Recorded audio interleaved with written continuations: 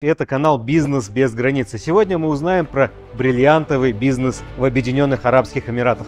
Покажем вам секретную лабораторию, в которой выращивают искусственные алмазы. Бриллиант 5 каратов не отличишь вообще ни по виду, ни по каким-то характеристикам от натурального бриллианта. Отыщем самое большое в мире бриллиантовое кольцо. Сейчас я покажу вам самую главную достопримечательность золотого рынка Дубая.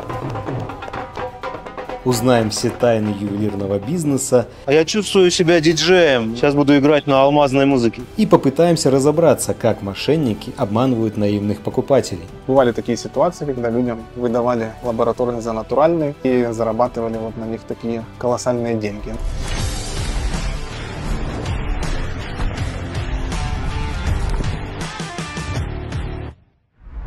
Его рыночная стоимость более $2 миллионов. Понятное дело, что мы для нашего клиента сделаем специальные условия, с помощью которых он сможет почувствовать всю выгоду владения таким камнем. $2 миллиона.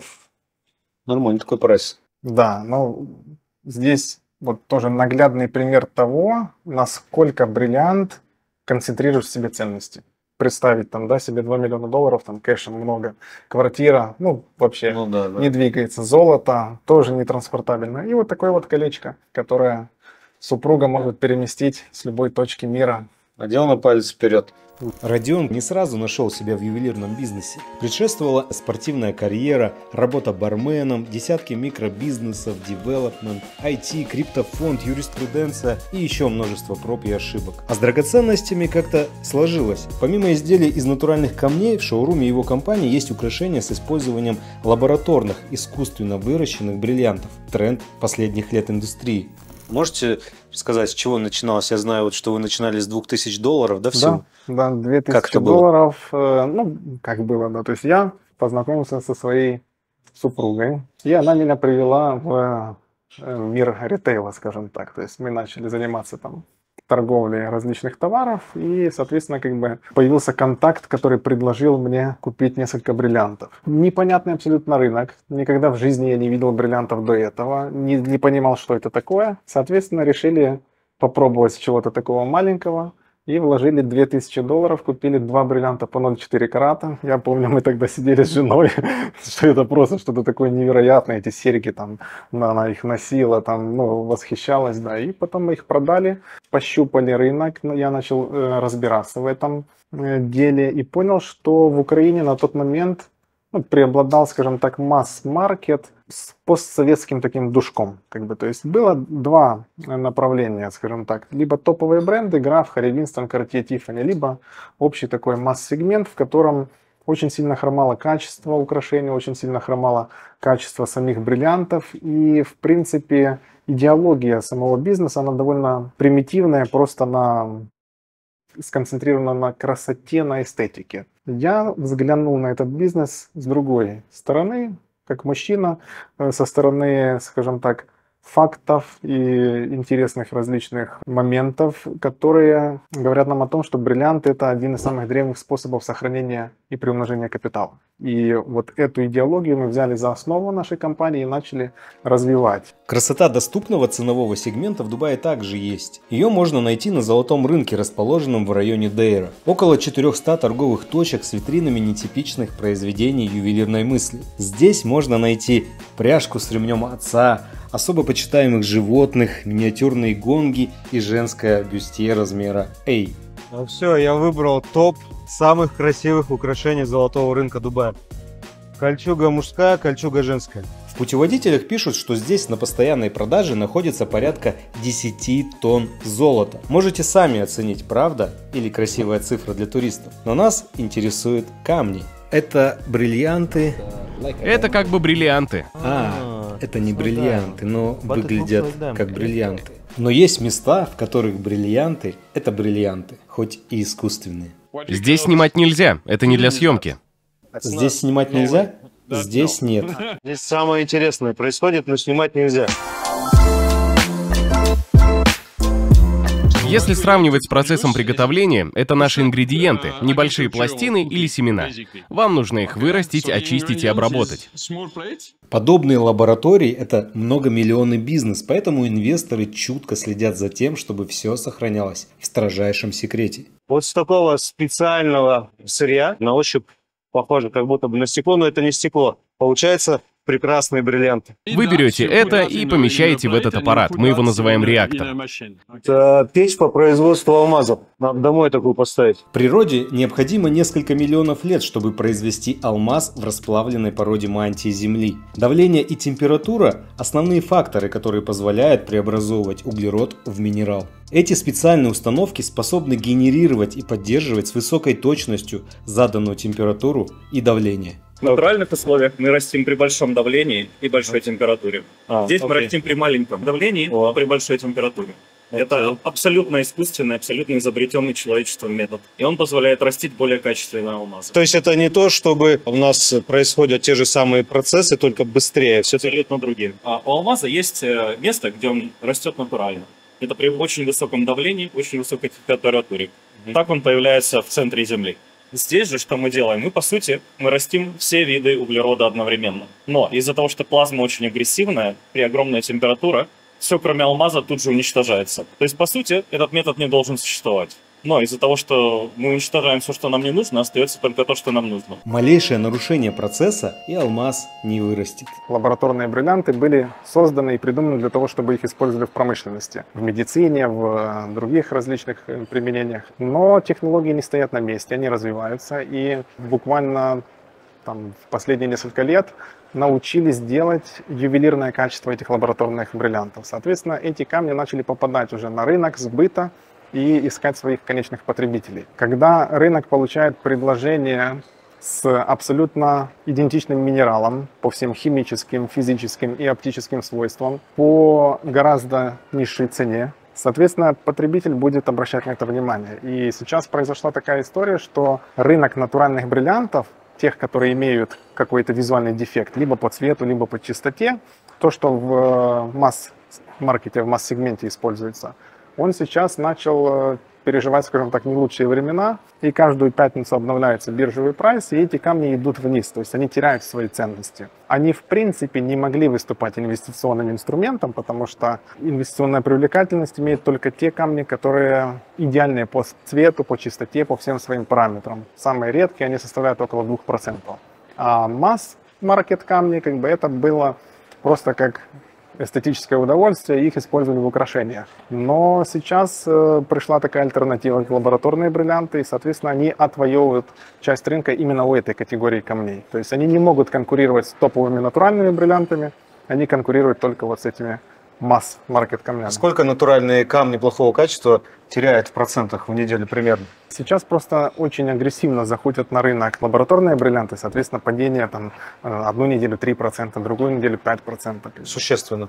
Существенно, да. Но для общепринятого ритейла это особо значения не имеет, потому что ни одна ювелирная компания, она не раскрывает этой информации и не предлагает бриллианты как средство сбережения или приумножения капитала.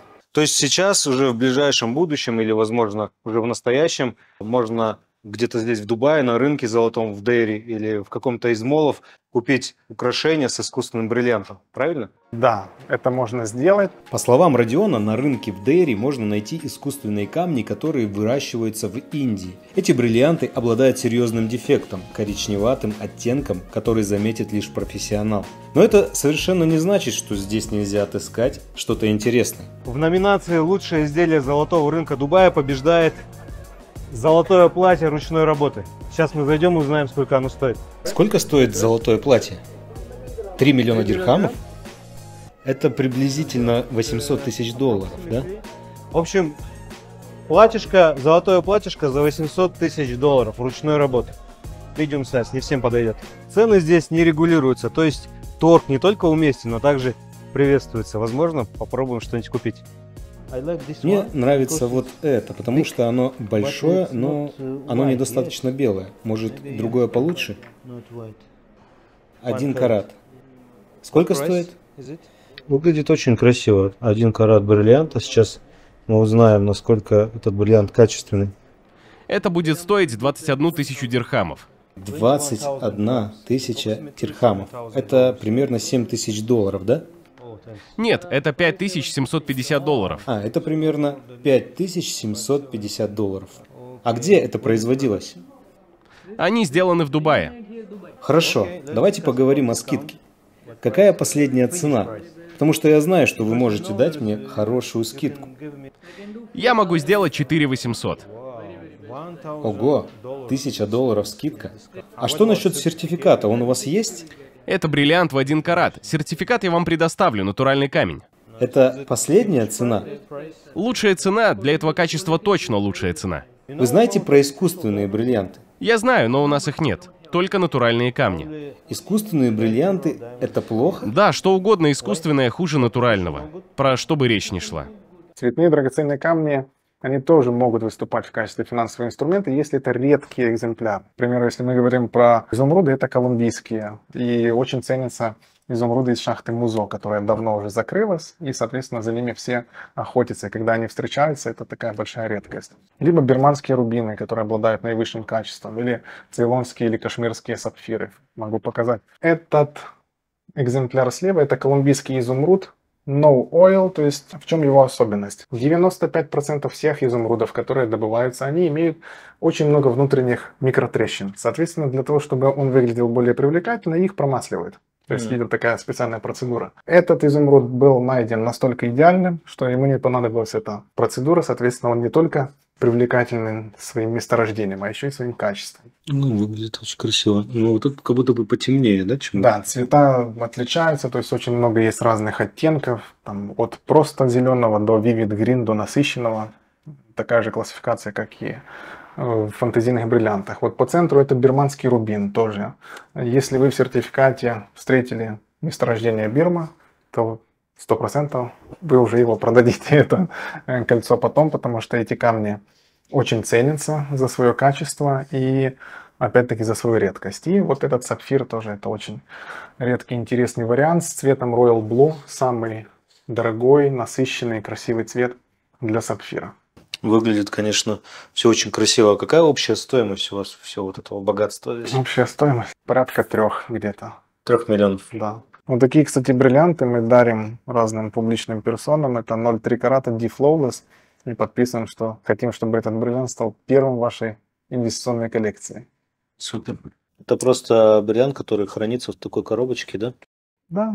А то, что уникально, это вот непосредственно этот бриллиант, который мы сами разработали, огранили, нет аналогов в мире, и мы сейчас эту идею патентуем, и GIA закрепит за нами эксклюзивное право сертификации этих бриллиантов. Полностью наша разработка.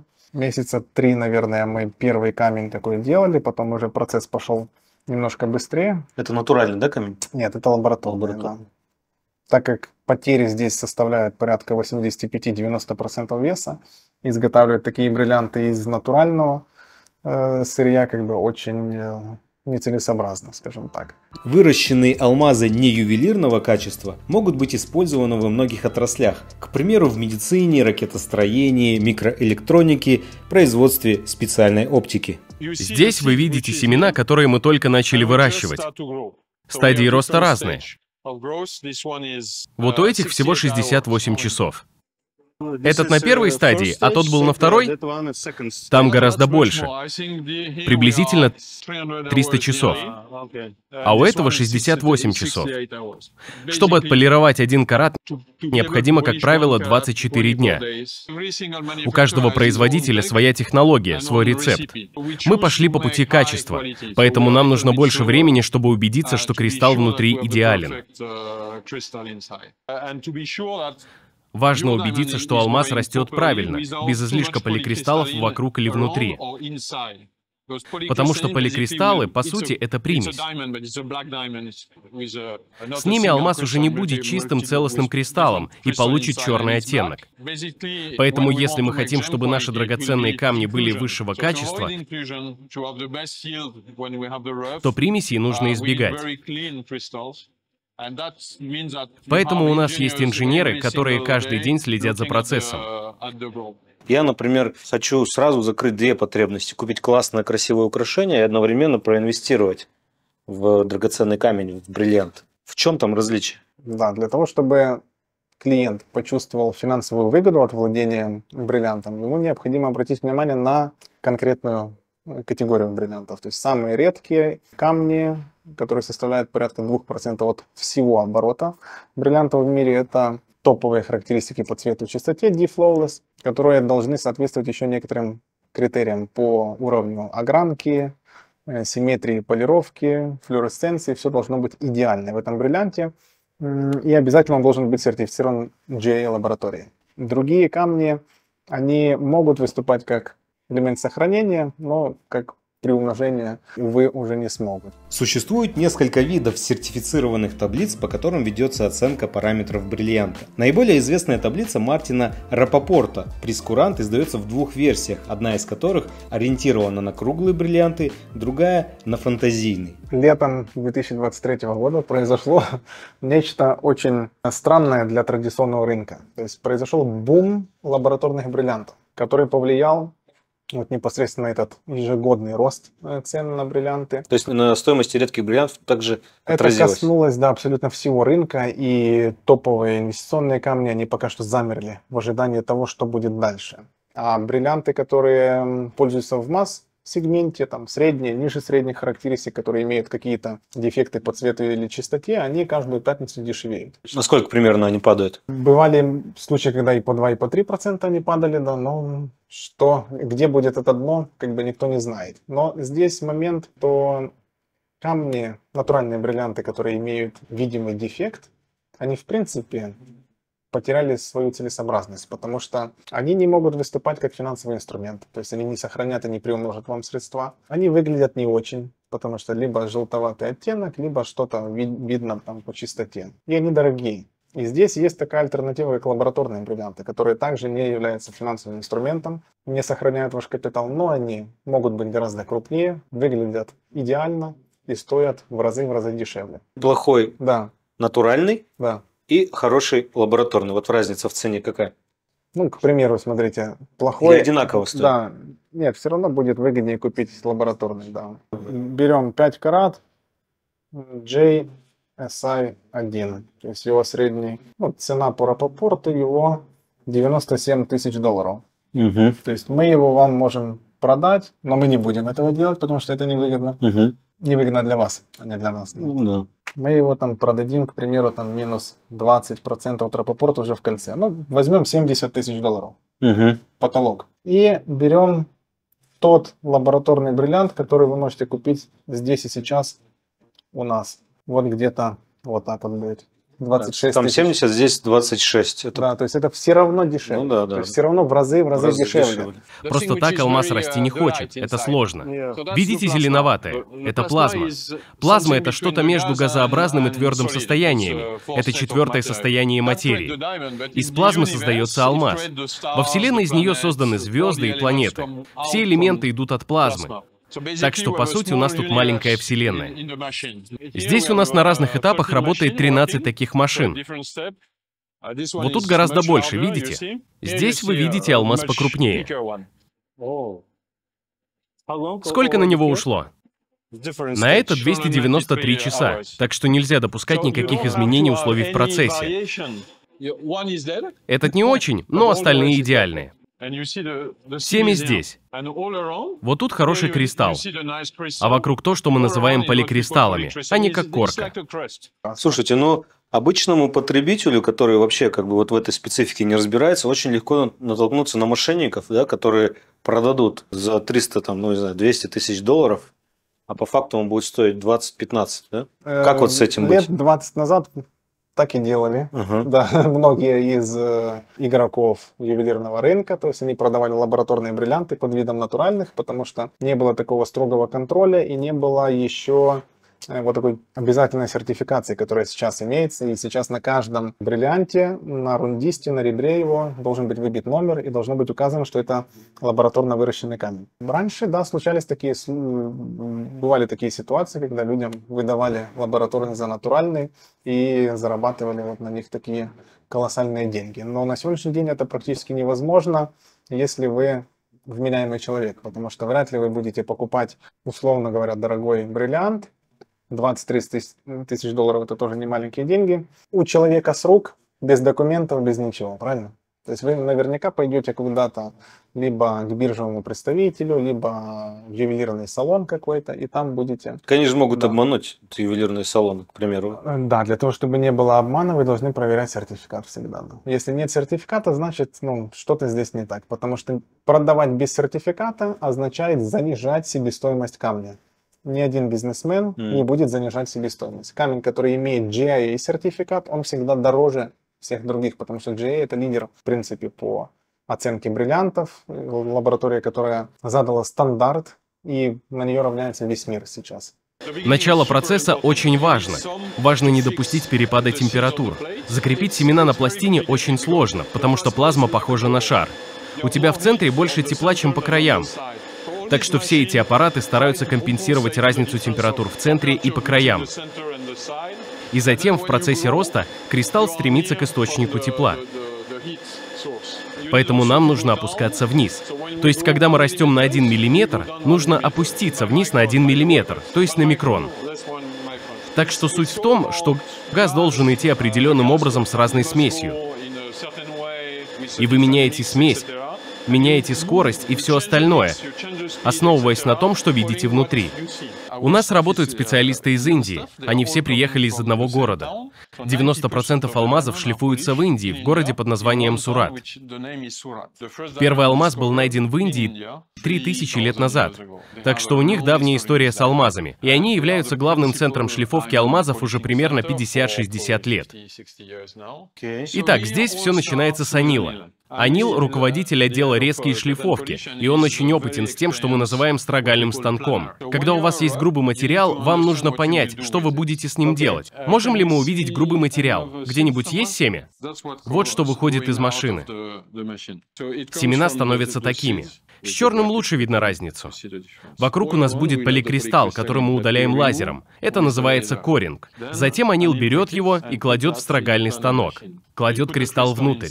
А затем с помощью специального программного обеспечения мы начинаем рассчитывать, что можно с этим сделать. Все это потому, что мы назначаем цену с учетом карат. 1 карат — это 0,2 грамма. И чтобы Родион купил его по максимуму, мы стараемся оптимизировать то, что будем вырезать.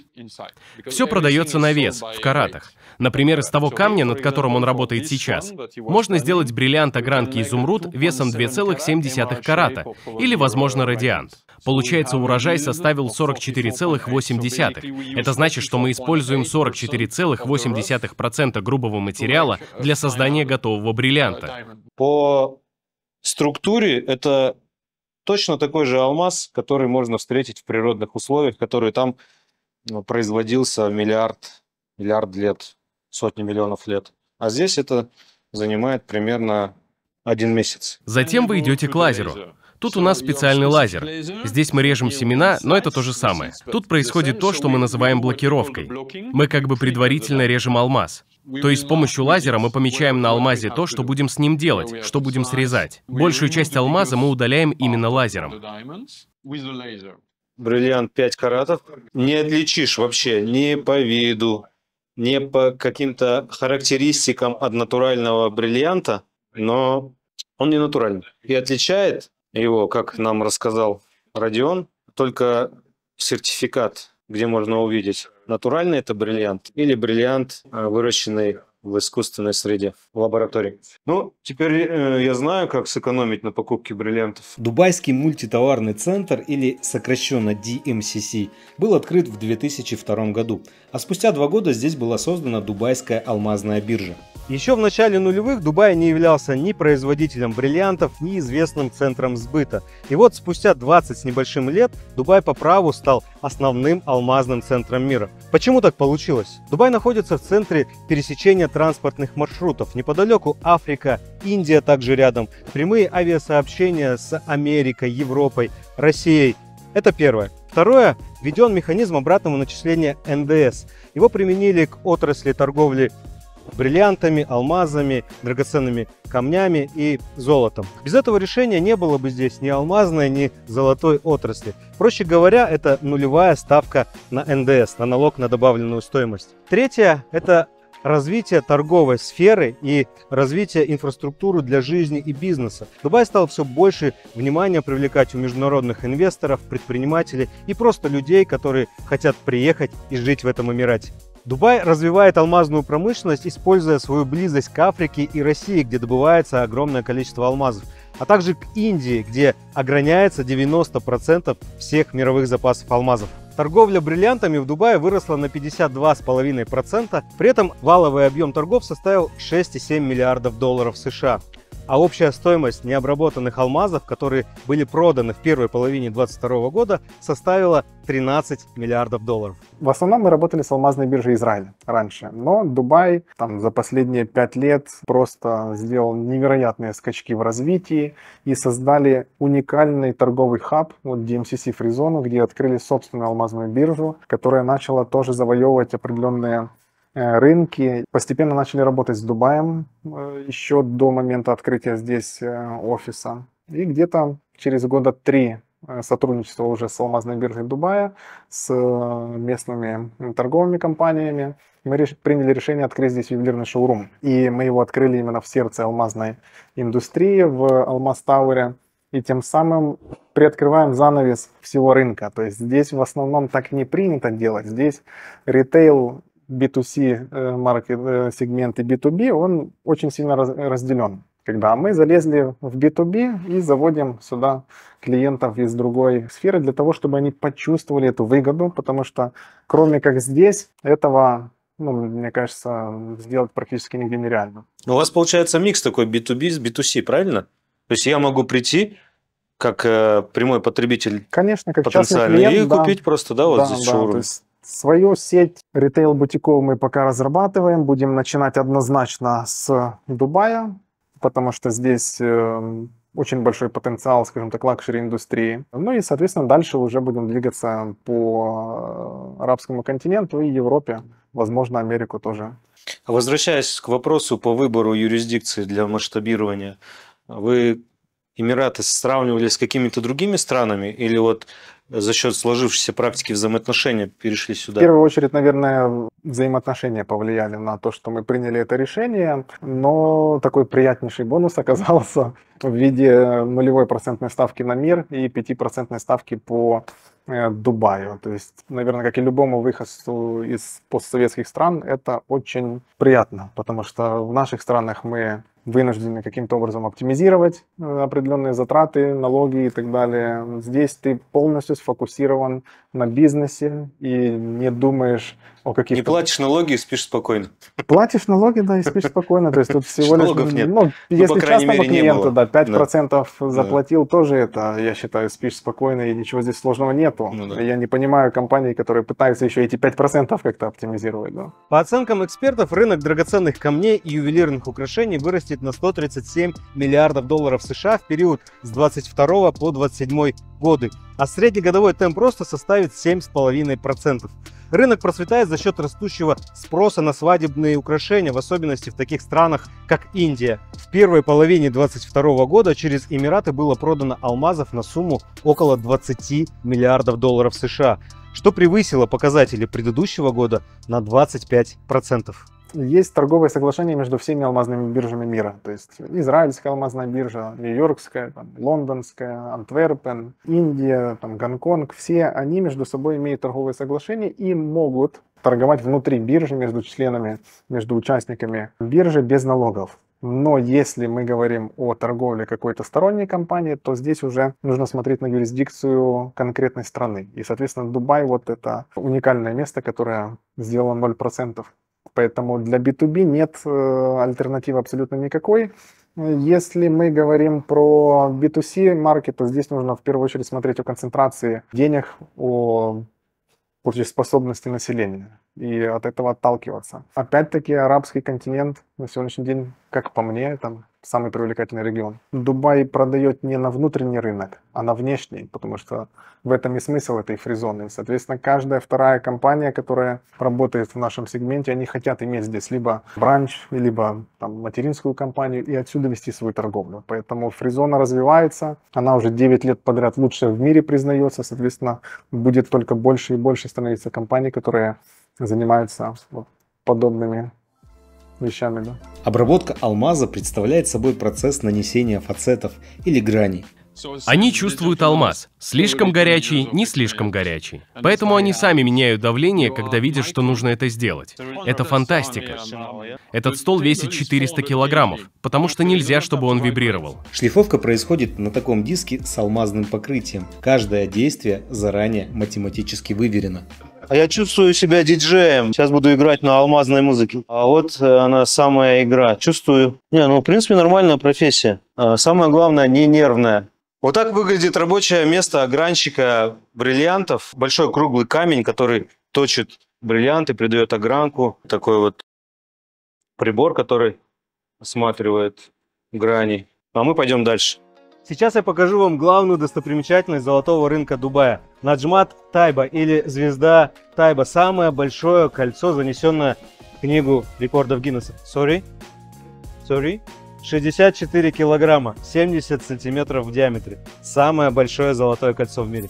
Дейра – историческое место. Торговля здесь велась еще с начала 20 века. Сейчас власти запустили активное обновление старинного рынка. Прямо через дорогу от старого по дубайским меркам золотого рынка находится вот такой современный кластер, где также открылись не так давно вот такие бутики, где продаются украшения из золота, бриллиантов, а сверху находятся студии, лаборатории, а также, по всей вероятности, квартиры, где живут ювелиры. Золотой рынок, да, и вот алмазная башня DMCC. В чем разница между тем, что там продается? Смотрите, алмазная башня, она все-таки более закрытая для частного потребителя. То есть сюда доходят те люди, которые чуть-чуть углубились, скажем так, в тему и нашли тот нужный контакт.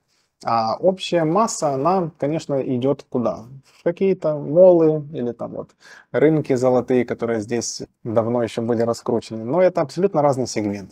То, чем мы занимаемся, это наивысший уровень ювелирного искусства. Мы даже наши лабораторные бриллианты крепим, 18-каратное золото. Идеальное исполнение всех украшений. Это классический стиль, который будет актуален всегда. Он был актуален 50 лет назад и будет также через 50 лет актуален. Но мы можем изготовить абсолютно любое украшение. То есть там обращаются ребята, там и хип-хоп джewelry мы можем сделать, и все что угодно. Поэтому это чуть-чуть разные сегменты, и мы все-таки больше конкурируем с high-level такими брендами, которые размещены в Dubai Mall, в Mall of Emirates, на Fashion Avenue, вот в этих местах. То есть там можно сравнивать сегмент клиента. А те клиенты, которые потребляют, скажем так, товары с вами сказанных мест, как бы это чуть-чуть другой маркет. То есть мы не продаем изделия там дешевле $5000, то есть у нас в принципе ничего нету, поэтому вот сразу отсекается вот этот вот минимальным порогом, этим минимальным входом ненужная целевая аудитория,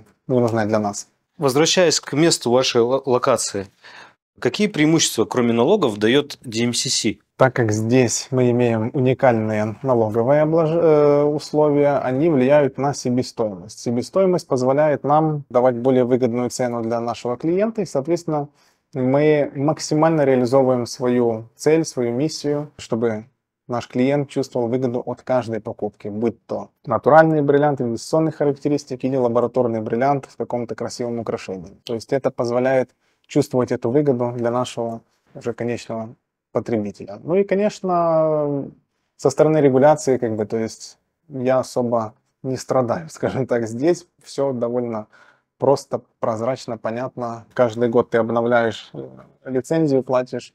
Если у тебя запросят аудит, ты его предоставляешь. Все, ты просто работаешь. Ты сфокусированный, сконцентрирован исключительно на своей работе, на развитии, но не на каких там моментах по защите своего бизнеса, там, по борьбе с конкурентами, с государством или я не знаю, с какими-то другими сложностями. Поэтому для меня это максимально комфортное место. С точки зрения регулирования, есть ли специальные какие-то разрешения, которые необходимо получать для того, чтобы заниматься видом деятельности по продаже драгоценных металлов и камней? Конечно, это должна быть специальная лицензия, которую мы здесь в DMCC Фризоне получали. Никаких других регулятивных органов, в принципе, нет. То есть DMCC это довольно такой независимый орган, который сам контролирует то, что происходит вот. А вы можете больше рассказать про рынок? Это очень древний рынок. Да, это очень старый рынок. Сколько здесь бутиков? Да, это торговых точек где-то 400 или даже больше. Здесь столько украшений везде. А что насчет безопасности? Дубай — это самое безопасное место на Земле. Нет страны лучше. Вы нигде такого не встретите. Я здесь не видел ни одного полицейского. Полиция есть недалеко. Именно здесь ее нет. Да, это очень охраняемое место. Можете вспомнить какой-то случай кражи? Нет, никогда. Это просто невозможно. Система безопасности на высшем уровне. Здесь нельзя просто взять что-то. Это невозможно. Я обязательно вернусь. Родион, чем, по вашему мнению, отличается ведение бизнеса между Арабскими Эмиратами и нашими постсоветскими странами? Оно в первую очередь отличается тем, что ты здесь ведешь бизнес, а не защищаешь. Ведешь и развиваешь его, да, потому что менталитет кардинально отличается, и мы там с друзьями общались на эту тему и шутили между собой, что если бы в Киеве поставили Алмаз Тауэр, где 70% компаний занимаются одним и тем же, то на каждом этаже были бы обыски, были бы какие-то разборки и так далее, потому что, к сожалению, у нас все конкурируют друг с другом, а здесь больше все-таки рынок, наверное, работает совместно, и каждая компания, она больше нацелена на то, чтобы заработать вместе деньги, нежели тебя как-то там утопить или принизить. Столько времени, сколько у меня тут освободилось для креатива, для того, чтобы генерировать новые идеи, я не помню, чтобы у меня когда-то такое было, потому что в Украине мы занимались защитой. Тоже у нас была своя охранная компания, у нас были там определенные связи с правоохранительными органами, чтобы превентивно, скажем так, предотвращать все эти вот какие-то попытки. Здесь этого нету, и в целом даже не только говорят там о безопасности бизнеса. Здесь в целом безопасность на высшем уровне, и я не переживаю, что мой ребенок сам выходит на улицу гулять. Ты можешь забыть телефон в ресторане, тебе перезвонят, скажут. Ну, если знают, куда перезвонить, или ты вернешься, заберешь его, поэтому... Ну, то есть первый это уровень безопасности, да? Совершенно другой. Да. Что, в принципе, дает возможность развивать бизнес, а не думать... Уровень безопасности, да, и концентрация возможностей. То есть здесь легко можно найти себе партнеров абсолютно в любой отрасли и начать развивать какой-то проект. Что касается моей индустрии, то это один из мировых центров, и, соответственно, для меня тоже очень выгодно находиться здесь, в сердце алмазной индустрии, потому что я могу работать напрямую с огранщиками, я могу работать с компаниями, которые занимаются добычей алмазов в Африке, я могу работать с биржей, и, соответственно, здесь же я могу это все реализовывать, потому что концентрация богатых людей в Дубае тоже одна из самых высоких в мире, поэтому сегмент люкса, он здесь очень хорошо развивается и идет. И такой вопрос в завершении нашей беседы, который я задаю многим предпринимателям, с которыми беседую на интервью. Что бы вы посоветовали предпринимателю, который планирует прилететь в Арабские Эмираты и открыть здесь свое дело, свой бизнес? Я бы посоветовал в первую очередь не лететь на пустое место, а все-таки проработать этот рынок и иметь какой-то хотя бы небольшой бэкграунд, потому что тех людей, которые бросают все и приезжают в Дубай, их безжалостно Дубай выкидывает обратно. Да. То есть я много таких историй слышал от своих знакомых, поэтому если лететь и строить бизнес, то нужно четко понимать, что ты здесь будешь делать, и видеть свою конечную цель. Понимая свою цель, гораздо проще к ней дойти, потому что ты уже можешь построить и проработать все последующие шаги.